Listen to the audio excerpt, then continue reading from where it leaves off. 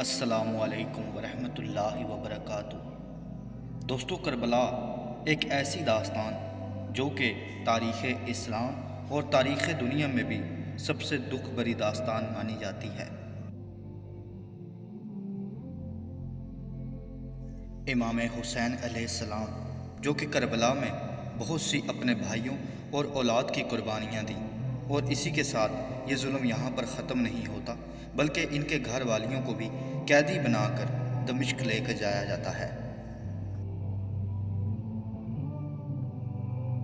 امام حسین علیہ السلام کے ان عظیم تر ساتھیوں اور بھائیوں اور اولاد میں سے ایک حضرت علی اکبر بھی ہیں۔ حضرت علی اکبر کی صورت مبارکہ آپ صلی اللہ علیہ وآلہ وسلم سے مشابہت رکھتی تھی، اور انہیں اسی وجہ سے شمس بنی ہاشم کہا جاتا ہے کہ یہ بہت ہی خوبصورت تھے۔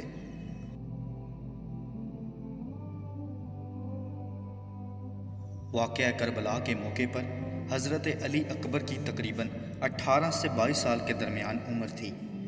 کربلا میں تقریباً 3 دن پیاسا رہنے کے بعد صبح کی نماز کے لیے اذان دینے کا حضرت علی اکبر کی بہنوں نے یہ خواہش ظاہر کی کہ ان کا بھائی صبح فجر کی اذان دے۔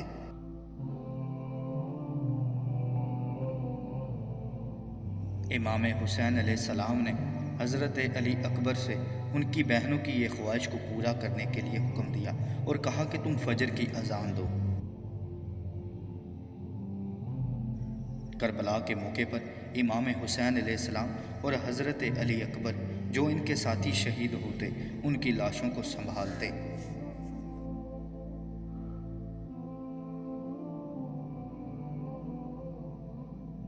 اس موقع پر حضرت علی اکبر اپنے والد کو دیکھتے اور ان کی بے بسی پر غمگین ہوتے۔ پھر آخر میں انہوں نے بھی یہ فیصلہ کیا کہ وہ بھی لڑائی کرنے کے لیے جائیں گے، اور انہوں نے حضرت امام حسین علیہ السلام سے اس چیز کی متعلق اجازت مانگی۔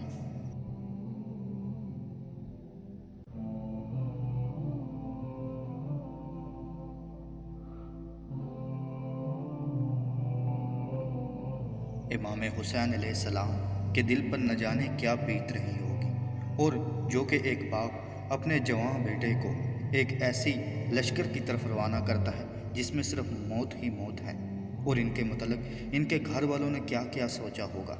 حضرت علی اکبر کو اجازت مل جاتی ہے اور وہ پھر تمام سے ملتے ہیں۔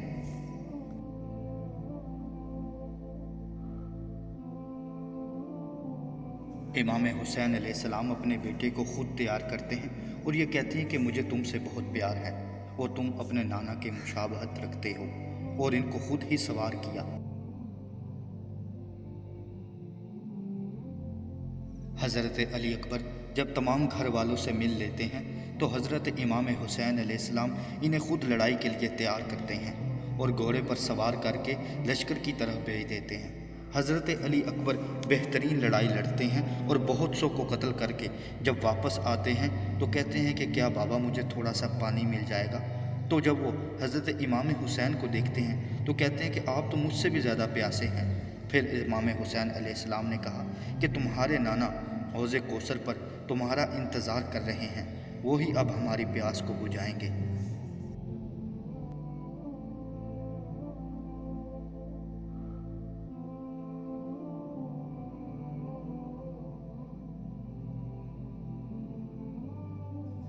لڑائی کے دوران بھی حضرت علی اکبر لشکر کو یہ مخاطب کرتے ہیں کہ میں کون ہوں اور میرا کس سے کیا تعلق ہے اور میری شخصیت کیا ہے، لیکن اس لشکر پر اس بات کا کوئی اثر نہیں ہوتا۔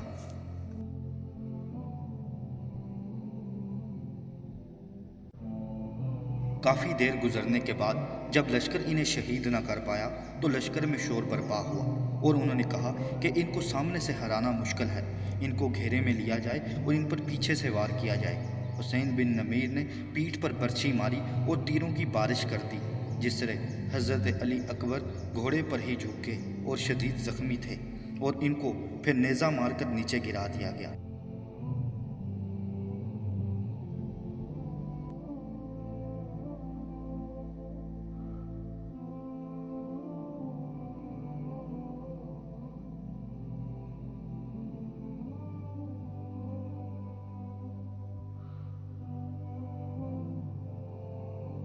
امام حسین نے علی اکبر کی طرف دیکھ رہے تھے اور دوڑ پڑے اور اسی سنا میں ایک بوڑھے کو دیکھا جو کہہ رہا تھا کہ ہائے اے نوجوان۔ امام حسین نے ان سے کہا کہ کیا تم نے میرے بیٹے کو دیکھا ہے؟ ان کے ساتھ ہی بوڑھے نے ان کی طرف دیکھا اور کہا میں نے صرف ایک نوجوان کو دیکھا ہے کہ نہایت ہی خوبصورت تھا اور اس کی صورت رسول اللہ سے ملتی تھی۔ امام حسین نے کہا کہ میرا بیٹا بھی ایسا ہی ہے۔ بوڑھے نے ان سے کہا کہ اس نے سر پر سرخ رنگ کا امامہ پہنا تھا۔ امام حسین نے کہا کہ نہیں، کہ میں نے تو اس کے اپنے بیٹے کے سر پر سفید امامہ پہنا کر بھیجا تھا۔ بوڑھے نے کہا کہ وہ سفید ہی تھا، مگر یزیدی لشکر نے ان کو اتنا زخمی کر دیا کہ وہ خون سے سرخ ہو گیا ہے۔ اس پر امام حسین نے کہا کہ وہ میرا علی اکبر ہی ہے۔ امام حسین جب اپنے بیٹے کے پاس پہنچے تو وہ زمین پر گرے ہوئے تھے اور شدید زخمی تھے اور انہوں نے اپنا ایک ہاتھ اپنے سینے پر رکھا ہوا تھا۔ امام حسین علیہ السلام نے حضرت علی اکبر کو اپنی گود میں لیا اور جب ان کا ہاتھ ہٹایا تو ایک برچھی ان کے جسم پر لگی ہوئی تھی۔ جب اس کو نکالنے کی کوشش کی تو وہ پسلیوں میں پھنسی ہوئی تھی۔ اس پر حضرت علی اکبر کو بہت تکلیف ہوئی۔ امام حسین علیہ السلام نے اپنے بچے کو سہارا دے کر اٹھایا اور خیموں کی طرف لے کر چل پڑے اور یہ کہا کہ کوئی میرے بچے کی مدد کرنے والا نہیں ہے۔ اور جب وہ خیموں کے قریب پہنچے اور سب باہر آئے تو اسی اثنا میں حضرت علی اکبر کا سر حضرت امام حسین کے کندھے سے سرکنا شروع ہو گیا اور اسی زخموں کی تاب نہ لاتے ہوئے انہوں نے اپنی جان کا نذرانہ دین اسلام کی راہ میں دے دیا۔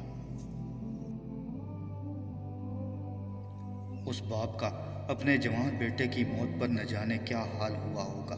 ان بہنوں اور ان ماؤں کا جنہوں نے اپنے بیٹے کے مستقبل کے مطلب کیا کیا سوچا تھا، آج جوان بیٹے کی لاش کو دیکھ کر اور اس بے دردی سے ان پر کیا بیتتی ہوگی، اس کا شاید ہم اندازہ نہ کر سکتے ہوں۔ اور یہ ظلم یہاں تک بھی ختم نہیں کیا، بلکہ جن لاشوں میں سے ہی ان کے گھر والوں کو گزارا گیا بجائے کہ دوسری طرف سے لے کر جاتے، اور جب وہ ان لاشوں کے درمیان میں سے گزرے اور ان کے سر تن سے جدا دیکھے تو ان پر اس سے بھی زیادہ دکھ طاری ہوا۔ اللہ تعالیٰ کی ان تمام پر لعنت ہو،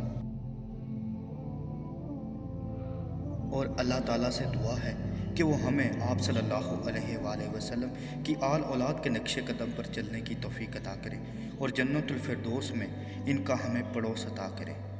اللہ تعالیٰ سے دعا ہے کہ وہ ہمیں اپنے دین کو سمجھنے، اس پر عمل کرنے، دوسروں تک پہنچانے اور اہل البیت سے محبت کرنے کی توفیق عطا کرے۔ السلام علیکم ورحمۃ اللہ